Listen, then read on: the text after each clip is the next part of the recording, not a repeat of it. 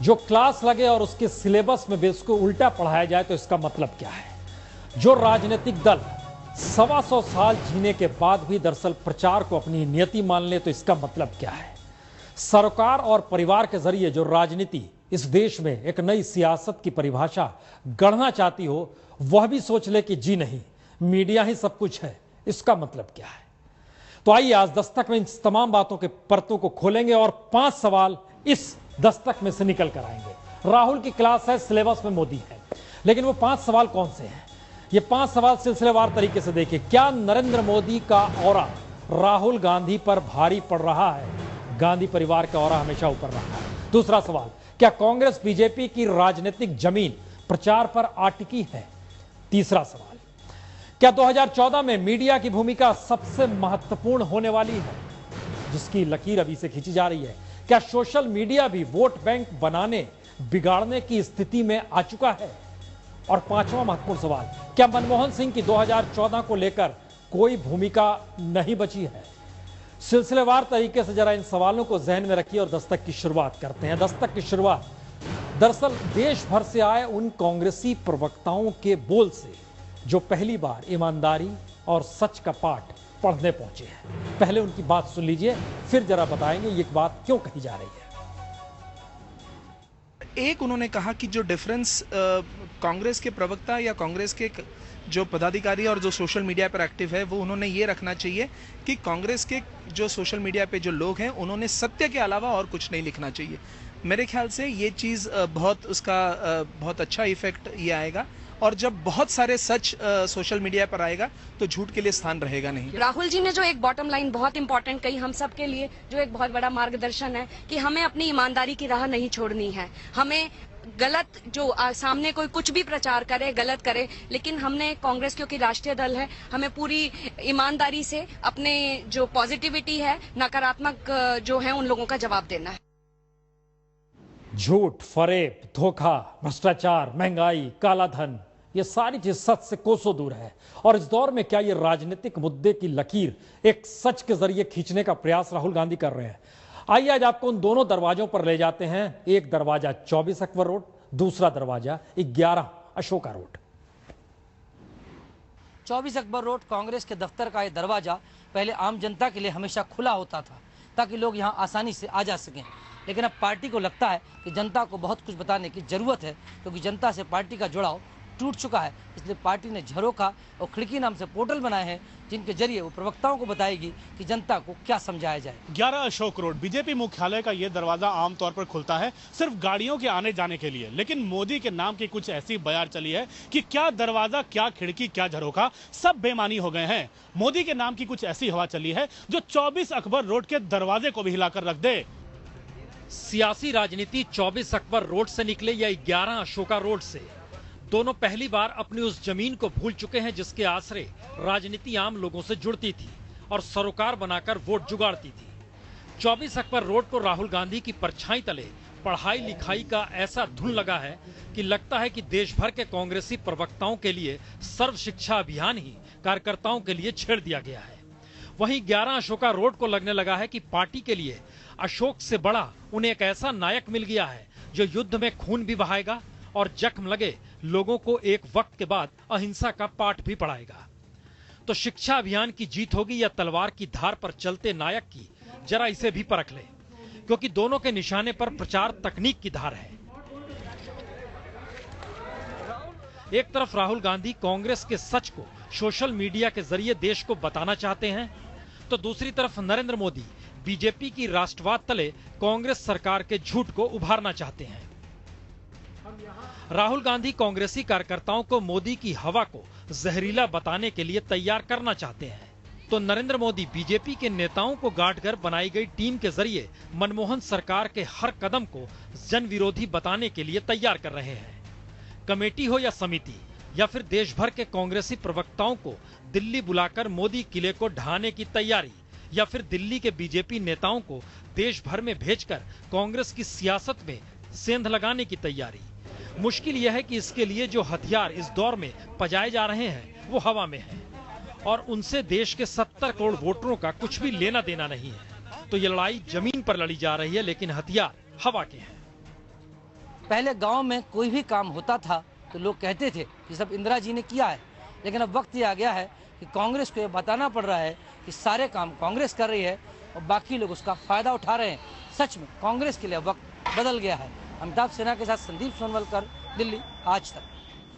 2009 में इस देश में 70 करोड़ वोटर थे, लेकिन वोट पड़े थे सिर्फ 29 करोड़ के। 11.5 करोड़ वोटर कांग्रेस के पक्ष में थे, तकरीबन 8.5 करोड़ बीजेपी के पक्ष में। लेकिन यकीन जानिए, क्या इन लोगों तक नेता पहुंच पा रहे हैं या सबको मीडिया का आसरा है? हम आएंगे इस पर, लेकिन आइए, क्लास चल रही है और सिलेबस मोदी को लेकर है कांग्रेस के भीतर, तो बीजेपी चिहुक रही है। अब वो क्या पाठशाला लेते हैं ये उनका विषय है, लेकिन जो पाठशाला में वो पढ़ाते हैं, अच्छा होता देश को बताते कि उनका गंभीर विषयों पर चिंतन क्या है। देश को उसकी जानकारी नहीं है, क्योंकि चाहे सोनिया गांधी हो या राहुल गांधी हो या मनमोहन सिंह हो, अपनी नाकामियों के लिए कोई उत्तर नहीं है। देश बदलाव का इंतजार कर रहा है समय का। उनका काम है नेताओं की क्लास लेना, लेकिन आज जनता जो है एक्शन ओरिएंटेड है और वो जो है वो सिर्फ भाषा और भाषण नहीं सुनना चाहती, वो देखना चाहती है कि क्या काम किया और जो कार्य पद्धति और कार्य प्रणाली पिछले 9 साल की है, कितना ही उसको छुपाओ, लोगों की थाली से खाना कम हुआ है, ये लोगों को दिखाई दे रहा है। जनता क्या वाकई इस दौर में सड़क पर है? 2011 में आंदोलन देखा था इस देश ने, लग रहा था कि सड़क से शायद संसद हिल रही है, लेकिन ऐसा कुछ नहीं हुआ, सब कुछ खामोशी तले। लेकिन इन सब के बीच कुछ सवाल उभरे। क्या राहुल गांधी परिवार की परंपरा को नए तरीके से ढालना चाहते हैं और राजीव गांधी की उस परंपरा को आगे बढ़ाना चाहते हैं जहां मायने टेक्नोलॉजी रखेगी? जरा रिपोर्ट देखिए।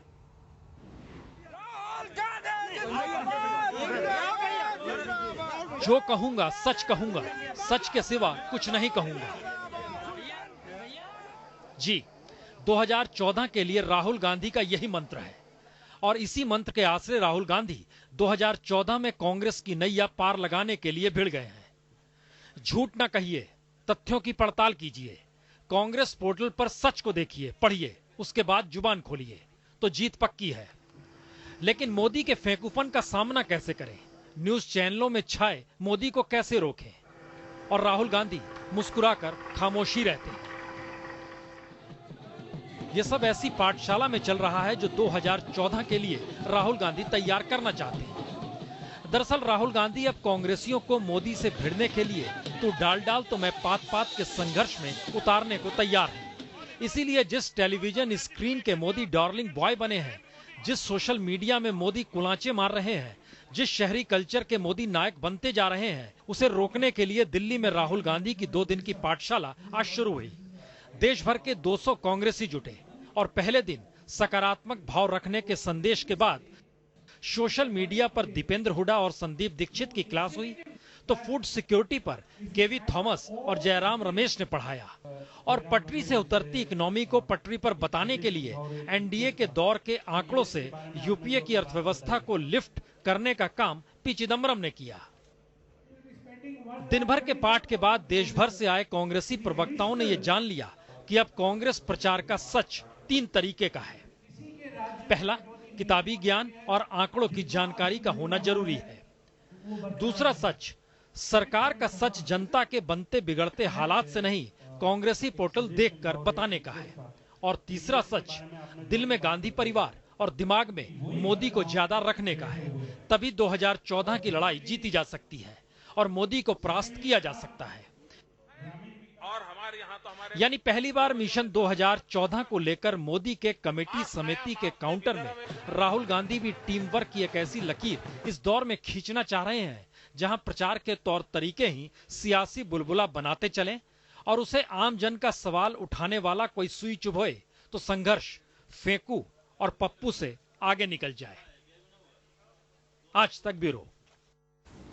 ध्यान दीजिए तो राजनीतिक लकीर इस देश के भीतर कांग्रेस के जरिए निकल कर आ रही है। सेकुलरिज्म वर्सेस मोदी, यानी धर्मनिरपेक्षता बनाम नरेंद्र मोदी, और दूसरी तरफ मोदी को कहें या बीजेपी को कहें या आरएसएस को कहें, वो लकीर इस देश के भीतर खींचना चाह रही है कि दरअसल मुस्लिम कम्युनलिज्म, मुस्लिम सांप्रदायिकता बनाम बीजेपी, आरएसएस या मोदी, कोई नाम ले लीजिए। अब इस लकीर को समझने के लिए जाइए, हम एक नई स्थिति आपको दिखाते हैं। इस देश के भीतर दरअसल 5 राज्य ऐसे हैं जहां पर ना राहुल ना मोदी। उत्तर प्रदेश, मुलायम और मायावती, 80 सीट है यहां पर, जोड़ते चलिएगा 243 सीट हो जाएगी। बिहार में नीतीश और लालू, बीजेपी अभी तक नीतीश के साथ मिलकर लड़ रही है, पहली बार खिलाफ लड़ रही है, देखना होगा किस स्थिति में, लेकिन टकराव इन्हीं दो के बीच में। 40 सीट और जुड़ गई, 120 सीट हो गई। बंगाल 82 सीट, ममता और वामपंथी साथ खड़े हैं, 42 सीट इसमें और जुड़ गई, जो कि 162 का आंकड़ा हो गया। तमिलनाडु की 39 सीट, जयललिता और करुणानिधि। और इसके बाद जो 5वां राज्य है वो आंध्र प्रदेश है, बेहद महत्वपूर्ण। फिलहाल कांग्रेस की सरकार है, लेकिन चुनाव हुए तो माना जा रहा है जगन रेड्डी एक तरफ और दूसरी तरफ चंद्रशेखर राव का दांव चलेगा तेलंगाना में, और कांग्रेस कहीं दिखाई नहीं देगी। क्या यह माना जाए इस देश में 243 सीट पर अगर मोदी नहीं है, अगर राहुल नहीं है, तो ये दोनों कौन सी लड़ाई लड़ना चाहते हैं, किस दृष्टि से लड़ाई लड़ना चाहते हैं? बदलाव बड़ी तेजी से आ रहा है। मसलन आज हमारी संवाददाता गोपी गांगर अहमदाबाद के उन इलाकों में गई जो दंगा प्रभावित इलाके थे, जहां मुस्लिम बहुल इलाका है जो, और वहां जाकर उन्होंने पूछा नरेंद्र मोदी के बारे में आपकी क्या राय है, जरा सुनिए। ऐसा था कि 2-5 महीने उसके बाद से जो प्रोटेक्शन दिया गया है सबको, और 2002 से अभी तक कुछ दंगे भी नहीं हुए, और काफ़ी बीजेपी में भी मुस्लिमों को, जैसे सूरत में मुफ्ती साहब हैं, उनको पोस्ट मिली है, तो मुझे नहीं लगता कि मुस्लिम असुरक्षित है और इस वजह से आतंकवाद की ओर जावे। हमारे सब बच्चे, मेरे 4 पोतिया सब अच्छी स्कूल में जाते हैं, पढ़ते हैं। बच्चे मेरे अच्छे, सब धंधे पे है, सब सुरक्षित है, कोई तकलीफ नहीं है यहाँ पर हम लोग को। डर लगता है? नहीं, अभी कोई तकलीफ नहीं है। यहाँ कुछ हुआ ही नहीं है तो अब तकलीफ का सवाल ही नहीं है ना। बाद में 2000 बाद में से कोई तकलीफ नहीं है। 2002 की आवाज इतनी गहरी है कि इस देश के बाहर, गुजरात से बाहर जैसे ही निकलते हैं, देश के भीतर के वो हिस्से में दरअसल एक आवाज आती है, और उस आवाज को सुनने के लिए कांग्रेस बेचैन हो जाती है। क्या बीजेपी इस रेखा को मिटा पाएगी और जो गुजरात के भीतर है उसे बाहर ला पाएगी? आइए रिपोर्ट दिखाते हैं आपको किस दिशा में पाठशाला चल पड़ी है। दिग्विजय सिंह के बोल संयमित हो नहीं रहे, और शकील अहमद के बयान से कांग्रेस या कहे राहुल गांधी इत्तेफाक नहीं रखते। तो क्या आने वाले वक्त में राहुल गांधी वोट बैंक की दोधारी तलवार पर ही बिसात बिछाना चाहते हैं?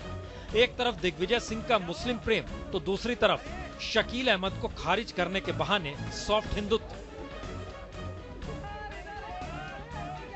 यानी राहुल समझ रहे हैं कि 2014 का रास्ता कई रास्तों के जरिए बनेगा, जिसमें सिर्फ बीजेपी को मुस्लिम विरोधी करार देना या मोदी को मुस्लिमों की दुखती रग करार देना काफी नहीं होगा। यह सवाल इसलिए बड़ा हो चला है क्योंकि मौजूदा वक्त में 5 राज्य यूपी, बिहार, बंगाल, आंध्र प्रदेश और तमिलनाडु में कांग्रेस और बीजेपी दोनों प्रमुख दल के तौर पर है ही नहीं। यानी करीब 250 सीट पर कांग्रेस बीजेपी आमने सामने है ही नहीं। और अगर ऐसे में दोनों ने अपना अलग अलग वोट बैंक बना लिया या फिर वोटों का ध्रुवीकरण कर लिया, तो कांग्रेस भी इन दोनों की नहीं बल्कि तीसरे मोर्चे की बन जाएगी। इसीलिए मोदी के राष्ट्रवाद में मुस्लिम अब समाने लगे हैं, और कांग्रेस के मुस्लिम तुष्टीकरण के साए में हिंदू वोट बैंक को भी देखा जाने लगा है। और इसके लिए राहुल गांधी की तैयारी मीडिया को लेकर शुरू हो गई। मनीष तिवारी राजनीतिक बहस में हिस्सा लेना सिखाएंगे, तो शशि थरूर संवाद बनाने की चुनौती को समझाएंगे। और देश भर के कांग्रेसी आने वाले वक्त में तमाम न्यूज चैनलों के पर्दे पर हर मुद्दे को लेकर सटीक बात बोलें, यह दिखाई देने लगेगा। यानी लोकतंत्र के चौथे पाए मीडिया में जगह बनाने के लिए नरेंद्र मोदी के बाद अब राहुल गांधी कितने बेचैन हैं, यह कांग्रेस की मीडिया क्लास से समझा जा सकता है। दरअसल न सिर्फ कांग्रेस बल्कि बीजेपी के सामने भी संकट एक ही है कि उनके नेताओं की पहुंच उतने आम लोगों तक नहीं है जितनी पहुंच मीडिया की हो चुकी है।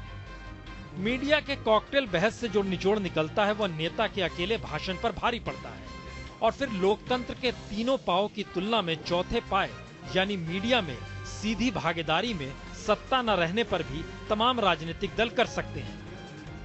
यानी राहुल गांधी हो या मोदी, 2014 के मिशन को पाने के लिए दोनों को लगने लगा है अगर मीडिया पर फतह कर लिया तो सत्ता उन्हीं की होगी। तो इंतजार कीजिए आज तक ब्यूरो। दरअसल जुबानी जंग का मतलब राजनीतिक या सियासी तौर पर क्या होता है? एक तरफ पाठशाला लगाई जा रही है मीडिया को लेकर और सिलेबस में मोदी, लेकिन आइए जरा सुन लीजिए इन सब के बीच वोटरों को लेकर और पॉलिटिकल पार्टी यानी राजनीतिक दलों को लेकर राय क्या है। I am a nationalist. I am a patriotic. Nothing is wrong. I am a born Hindu. Nothing is wrong. So I am a Hindu nationalist. So you can say yes, I am a Hindu nationalist because I am a born Hindu. क्या नरेंद्र मोदी के मैं हिंदू राष्ट्रवादी के नारे ने कांग्रेस नेताओं की नींद उड़ा दी है? क्या 2014 का लोकसभा चुनाव का एजेंडा सांप्रदायिक ध्रुवीकरण की तरफ बढ़ रहा है? शनिवार को कांग्रेस महासचिव शकील अहमद की ट्वीट और फिर उनके बयानों को देखें तो यही सवाल निकलते हैं। लेकिन एनआईए ने अपनी चार्जशीट में लिखा है कि इंडियन मुजाहिदीन का गठन गुजरात दंगों के रिएक्शन में हुआ।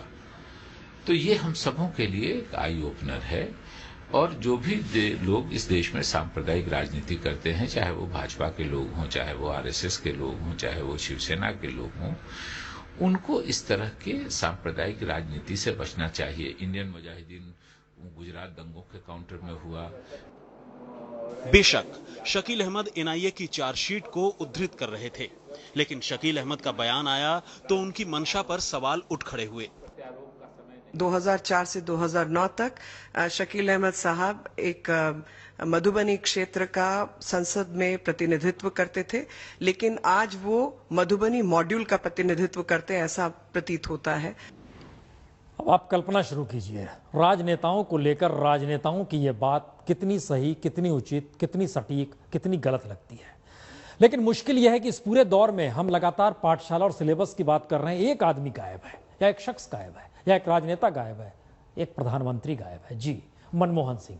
और आज संयोग देखिए, पीआईबी ने एक साइट जारी की। अपनी साइट में पीआईबी ने कुछ जिक्र किया, हमको लगता है 9 साल में 13,000 भाषण दिए गए हैं, यानी मौन मोहन मत कहो। बात इतनी भर नहीं है, अगर 1300 भाषण दिए गए हैं, अगर इनको बांट दीजिएगा इतने दिनों में तो औसतन 2.5 दिन में एक भाषण, 2.5 घंटे में एक भाषण निकल कर आता है, यानी 2.5 दिन के लगभग में एक भाषण 2.5 दिन में एक भाषण निकल कर आया। ये है औसत प्रधानमंत्री का, इसलिए आप मौन मोहन मत कहो, मनमोहन ही कहो। एक तरफ ट्रेनिंग है खूब बोलने की, खूब बताने की, और दूसरी तरफ देश के प्रधानमंत्री। इसलिए ये सवाल है, क्या 2014 को लेकर बिल्कुल हाशिए पर जा चुके हैं मनमोहन सिंह? तो खैर, पाठशाला और सिलेबस देख लिया आपने। दस्तक में इतना ही। दस्तक का सिलसिला यही करते हैं।